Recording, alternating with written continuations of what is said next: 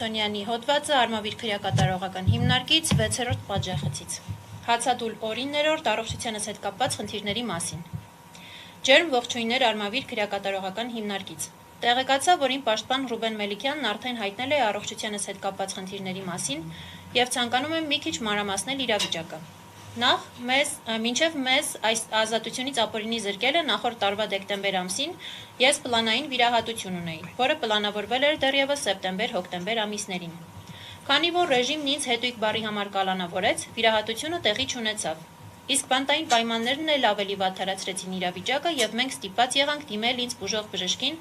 Արմավիր քրեակատարողական հիմնարկ այց կատարելու համար։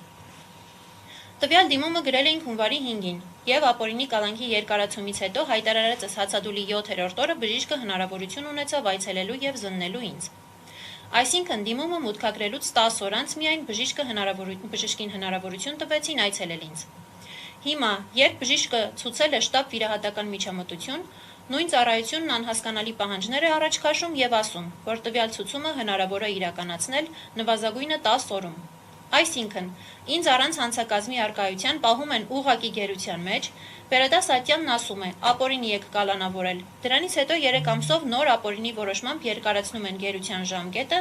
դրանից հետո ինձ ոչինչ չի մնում, քան հացադուլի միջոցով արտահայտել բողոքս։ Հետո ինձ հացադուլավորից տեղավորում են պատժախոց, իսկ արդեն հիմա ասում են 10 օրից շուտ չեն կարող տեղափոխել, կարգն է այդպիսին։ Հիմա պատկերացրեք, թե մենք ինչ աստիճանի բարոյազուրկ քրեական հանցագործ ռեժիմի հետ գործ ունենք։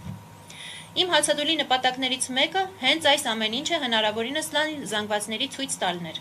Ոչ թե նրանց, ովքեր 2018-ից անցել են պայքարի բովով, կամ նրանց, ովքեր իրենց սեփական մաշկի վրա զգացել են ռեժիմի անմարդկային էությունը, այլ նրանց, ովքեր միշտ հեռու են եղել քաղաքականությունից ճակերտների մեջ։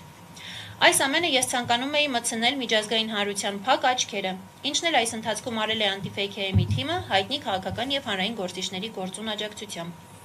Հիմա հասել ենք հատակի հատակին, երբ սրանց իշխանության անմարդկայնությունն այլևս արձանագրված փաստ է, եւ վստահաբար դեռ առաջիկա օրերին հատակի հատակից անդին է իջնելու։ Հիմա այս ամենի պատասխանատուների մասին։ Առավել քան վստահ եմ, որ ոչ Արմավիր քրեակատարողական հիմնարկի ղեկավարությունը, ոչ էլ քրեակատարողական բժշկության կենտրոն ՊՕԱԿ-ի ղեկավարությունն այս ամենում շահագրգռված չեն, անգամ սրտացավ են։ Բայց այն մարդիկ, ովքեր ապօրինություններ թույլ կտան, ապագայում անձնական պատասխանատվություն են կրելու այս ամենի համար։ Նույն հաջողությամբ թե դատախազությունում, թե դատական համակարգում, թե քննչական կոմիտեում վստահաբար կան առաքինի եւ իրենց մասնագիտությունը հարգող մարդիկ, բայց նրանք, ովքեր թաթախվել են քաղաքական հետապնդումների եւ ռեժիմի հրահանգները կատարելու պարտականության մեջ, ապագայում աներկբայորեն պատժժվելու են դրա համար։ Ես այս ամեն ինչին շարունակում եմ քնծիծաղով նայել եւ անկեղծ ասած վստահ եմ, որ առջևում դեռ նոր անակնկալներ են լինելու։ Ես այդ անակնկալներին սպասում եմ, քանի որ գնալով ավելանում է այս ամենի անհատական պատասխանատուների ցուցակը։ Այս ամենի պատվիրատուների մասով ասելիք չկա, ինչ կար, ասվել է։ Բայց ինչպես ասում են, խորհրդային բռնաճնշումների պատվիրատուն Ստալինն էր, բայց այդքան մատնագիր գրողներն ովքեր էին։ Հետգրություն։ Հացադուլի 9-րդ օրն ինձ որևէ պետական մարմնի ներկայացուցիչ չի այցելել։ ՄԻՊ-ը չի այցելել, չնայած նրան, որ ես չեմ էլ սպասում իրենց, բայց գոնե ՄԻՊ-ի պարագայում դա պարտականություն էր։ Լավ մնացեք եւ ազատություն բոլոր քաղբանտարկյալներին։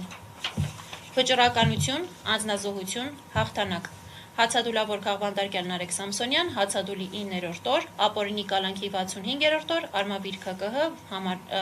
թիվ 6 պատժախոց, 1701-2026 թվական։